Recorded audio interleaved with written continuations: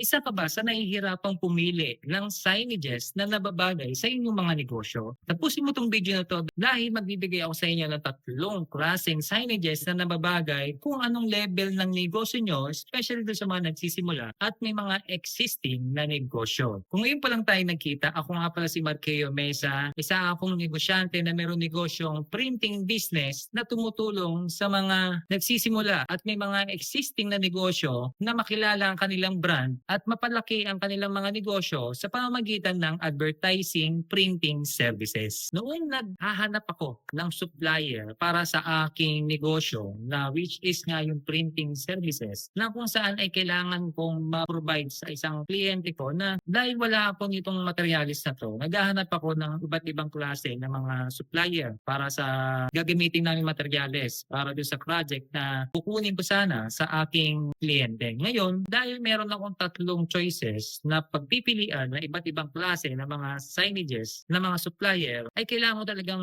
pumili ng kung sino nga ba talaga yung pagkakatiwalaan ko at magbibigay sa akin ng quality materyales para hindi ako mapahiya sa mga customer ko. Ayan. So ngayon, nakapili na ako ng isa. Dahil nakapili na ako ng isa at para sa akin ay napakamura ng mga materyales na binigay niya sa akin or mga supplies na binigay niya sa akin, talagang tuwang-tuwa ako kasi talagang mura yung mabibigay ko or medyo malaki yung kikitain natin dyan kapag medyo mas mababa yung nakukuha natin mga supplies na sa ating mga supplier para maibigay sa ating mga kliyente at customer. Ngayon, nung dumating na yung point na nagkaroon ng problema yung materialis na ginamit namin sa aming kliyente, syempre kami napahiya. Pahiya kami dahil sabi nga nila na hindi daw maganda, medyo daw manipis daw yung tela na ginamit namin doon. Tapos nagkaroon na ng problema na rin na tinanong na namin yung mismong pinagkuhanan namin ng mga supplies ay hindi na sila makausap na maayos at marami na mga alibay, marami na mga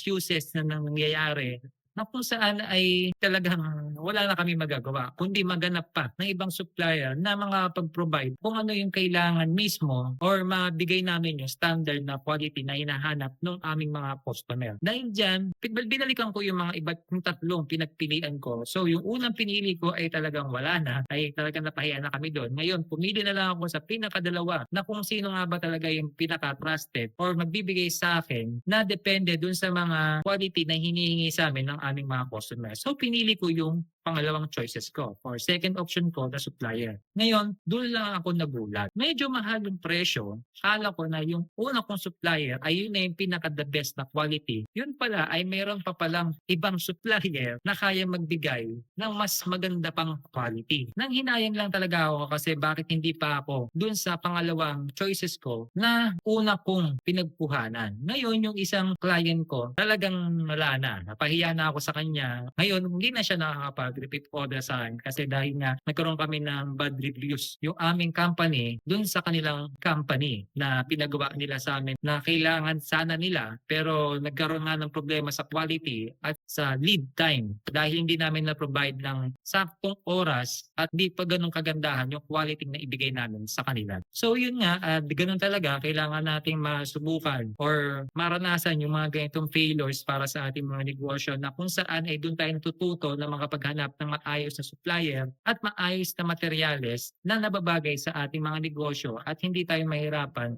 sa mga susunod pa nating mga transaksyon sa ating mga customers. So ngayon, dahil dyan, ay may magbibigay ako sa inyo ng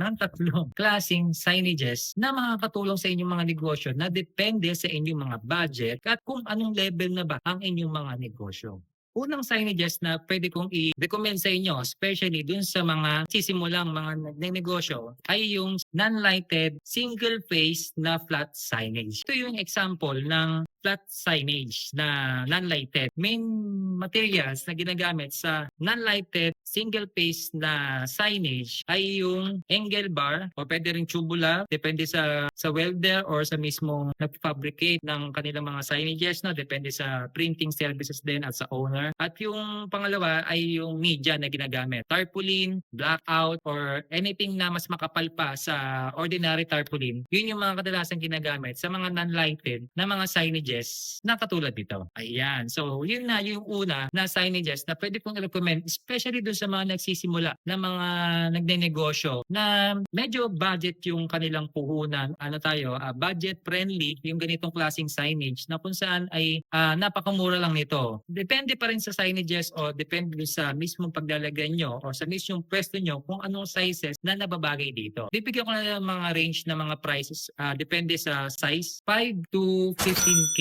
Ayan, yun yung mga price. Depende pa rin sa kung gaano kalaki. Pwede pa siyang mas mahal. Pangalawa na pwede kong i-recommend sa inyo, especially dun sa mga meron ng existing or matagal ng mga nagnenegosyo na gustong i-upgrade yung kanilang mga signages, ang tawag dito ay ang Panaflex lighted signage. Ito yung mga ganitong klaseng signages, yung mga nakita natin na may mga ilaw. Ayan. Especially minsan double-sided na face siya na kung saan ay parehas may ilaw na parehas silang back and front na merong print. Ayan. Yun yung mga kadalasan nakikita natin na medyo okay yung presyo pero medyo mas mahal na to na konti kumpara doon sa non-lighted. Siyempre dahil nga may ilaw tapos medyo marami ng mga materials na ginamit dito at ibang klase na yung ginagamit dito na media or tarpaulin na ginagamit kung saan nga ay Panaflex ang tawag dito. Kaya tinawag siyang Panaflex signage dahil nga yung Panaflex sa signage ay nagre-reflect yung mismong ilaw doon sa mismong media na ginagamit na tinatawag ay Panaflex. Kaya tinawag siyang Panaflex. Ngayon medyo pricey na yung signage na to, no? Kaya hindi ko ma-recommend especially dun sa mga nagsisimula ng mga negosyo. Ayan. Kasi medyo dahil nga mahal ang presyo, bibigyan ko rin ng idea kung magkano ang range. 15 to 30,000 pesos. Depende pa rin to sa laki. Ito yung mga usually na standard na size at mga quality na pinapagawa nila sa app. Depende pa rin yun sa laki ng signage, double face or single face pa siya. Ayan, mga iba't ibang klase pa. Or depende rin sa gagamitin na materials or media kung dadagdagan ba siya ng sticker or decals para mas maganda at maging visual yung kanilang mga design sa kanilang mga Panaflex signage. Kung gusto nyo pa na mag-level up pa talaga at sobrang dupet na ng inyong mga negosyo, ayan, talagang ang inyong negosyo ay talagang franchisable na, kilalang kilala na, ayan, malaki na yung kinikita at talagang afford na kung gaano man kalaki yung babayaran nyo sa mga signages, ay pwede kong i-recommend sa inyo na pangatlong signage. Ayan, ito yung tinatawag na acrylic build-up signage. So ito yung high-end na, medyo pricey na yung presyo niya kasi by letters na yung binabayaran dito na kung saan ay depende pa rin sa logo or design or kung gaano kadetalye yung inyong mga logo or design. Siyempre dahil nga medyo